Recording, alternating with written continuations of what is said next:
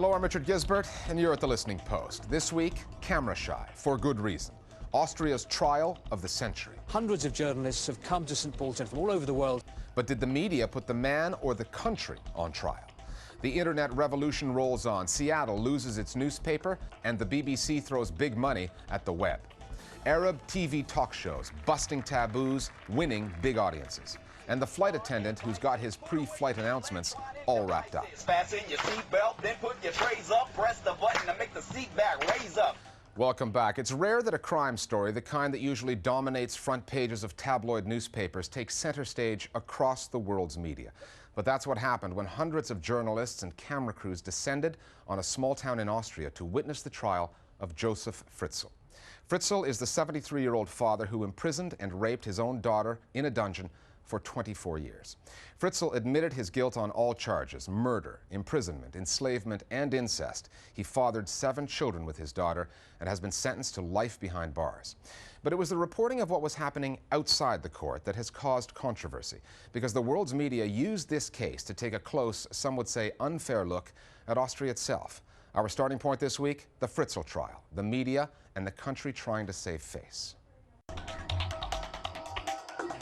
A 73-year-old man is accused of horrific crimes against his own daughter. Now, warning, the subject matter of this story is disturbing. Josef F. nimmt seine bösartige Seite selbst wahr. One of Austria's most horrific criminal trials has begun. Josef Fritzl rinde desde hoy cuentas ante la justicia.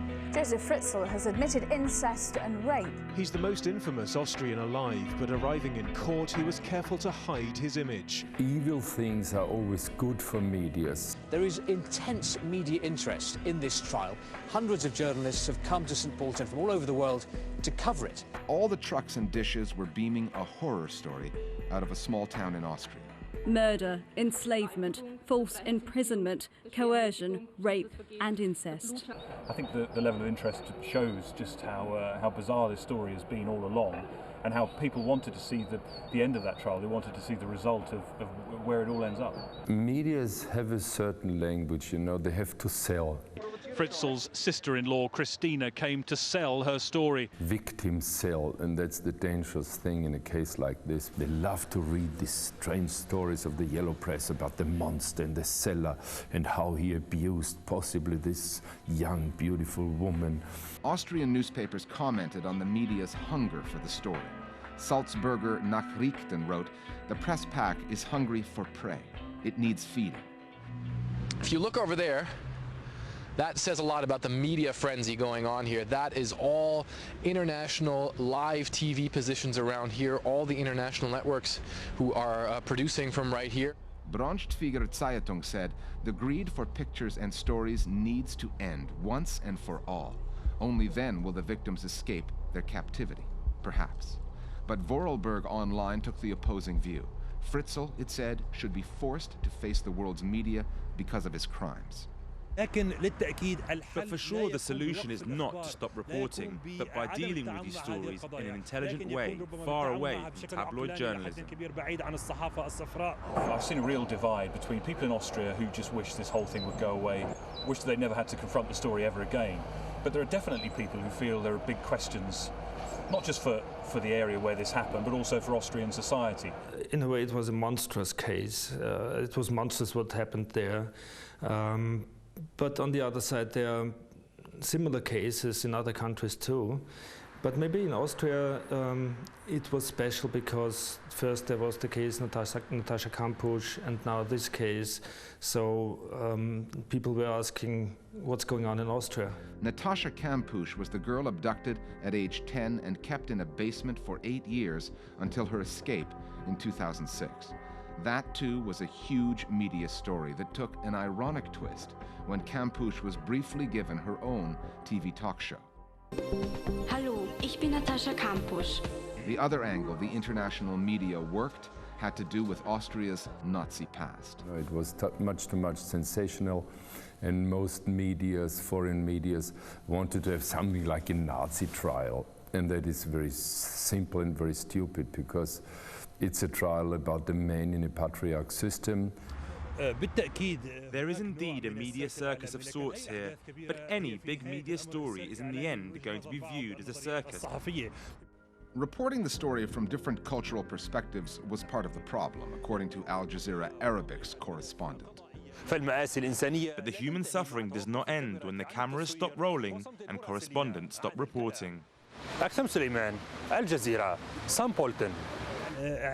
US media, French media, Spanish media, these are all countries coming from a similar cultural perspective. We suffer from this a great deal in the Arab world when Western journalists come and report stories from deep within society, such as women's rights cases. But it is something that our media also does for sure with other countries. It's part of the job of any journalist to focus on certain details, as in reporting on Austria and the Fritzl case. Super! Hoopsie Kramer wrote a play about the Fritzl case. In it, he focused less on Fritzl's crimes than on the way they were reported. He once said that the media wrote the play, he just reacted to it. You have from 1 to 100, if this is the scala, you have everything. You have some people who are very good covering the story, who are trying to analyze the story.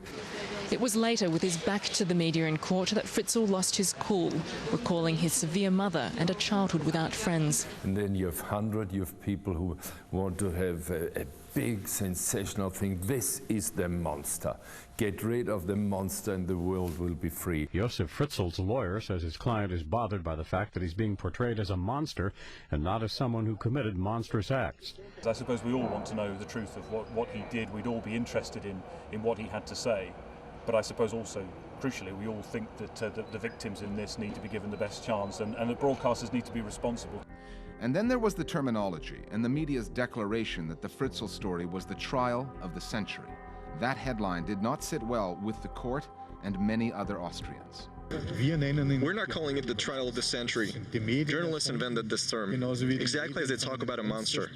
For us, this is a normal accused, like any other accused in a trial. The story of the year, that's really a shame for human beings, because we have wars, we have hundreds of thousands of people who starve, you know, because they have no food. And there are so many real big problems. And, you know, a lot of people are interested to find an issue to cover the real problems. And in Josef Fritzl, the media saw evil. In the shocking crimes he committed against his daughter and his own family, they saw a story that would draw audiences and readers. So they dished it out. Here's how our global village voices see the coverage of the Fritzl trial. The media frenzy surrounding Josef Fritzl has been nothing short of staggering, and it's as you would expect for such a hideous crime. What struck me about the coverage is that the media have struggled actually to strike a balance between reporting just the facts and telling us what's going on, and also casting a moral judgment on what's happened because it's been so horrific. For me, it is a shame that the issue of Mr. Fritzl was not tackled correctly by the media. The media only focused on this old man who raped his daughter, but actually this case has much more topics to talk about. And so far the media has done nothing in order to find out who else is responsible for this awful act of crime. I think that there has been less coverage of the Josef Fritzl case here in the United States. That's because we have so many stories here vying for media attention, and media here depends on having constantly new content all the time, sensational content, much like the Josef Fritzl case. And I think that there's now little distinction between what is news and what is entertainment, and we're presented things that are just going to keep us coming back for more. Anyone looking to be one of our Global Village Voices can either email us at listeningpost@aljazeera.net or just go on Facebook and look for the Listening Post page. You can also follow what we're up to on Twitter. We use both Facebook and Twitter to let our viewers know how to get with the program and contribute to the broadcast.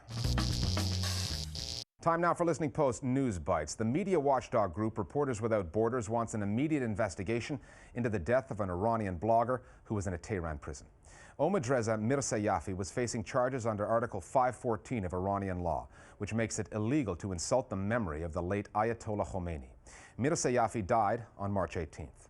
Reporters Without Borders refutes suggestions from prison officials that Mirzayafi took his own life. They say he died because of a lack of medical attention. And Mirzayafi's lawyer has placed the blame entirely on Iranian authorities. Mirza Yafi had said that his was a mostly cultural blog, that of all the articles that he posted, just a few were political satires, and that he had not meant to insult anyone. 2 American-Korean journalists have been arrested in North Korea.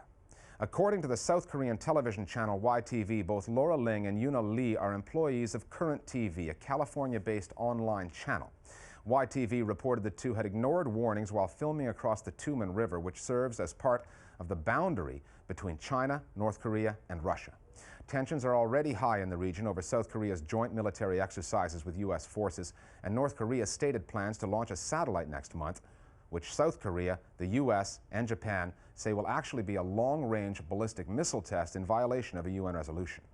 There's a new civil code in the works in Romania that would make life even more difficult for the news media there. If passed, the law would limit press freedoms and force news organizations to print or broadcast rebuttals by anyone offended by any story, and to do it within 3 days. Journalists could also face lawsuits if they use the name, voice, or image of a person in a way that is not deemed to be in the public interest, except the law does not define what the public interest actually is. The European Federation of Journalists says the proposals are simply absurd. Media rights groups within the country have told the Justice Minister they want the proposals done away with. China has reportedly blocked the online video sharing site YouTube due to a video posted of Chinese soldiers beating monks and Tibetan civilians. The video was released by Tibetan exiles, although it's unclear when and where the footage was shot. Internet users in China say YouTube has suddenly become inaccessible there. Chinese authorities have not confirmed that they took action. They maintain, though, that the People's Republic is, quote, not afraid of the internet, unquote. The Seattle Post-Intelligencer says it will still be reporting the news, it's just not a newspaper anymore. The 146-year-old paper has published its final print edition and is now only available online. It's the biggest U.S. paper to scrap print, although other papers in Minneapolis, Philadelphia, Miami, and Boston are all reportedly looking at possibly going the same route. In a related story, in the UK, the British Broadcasting Corporation is bucking the cutback trend.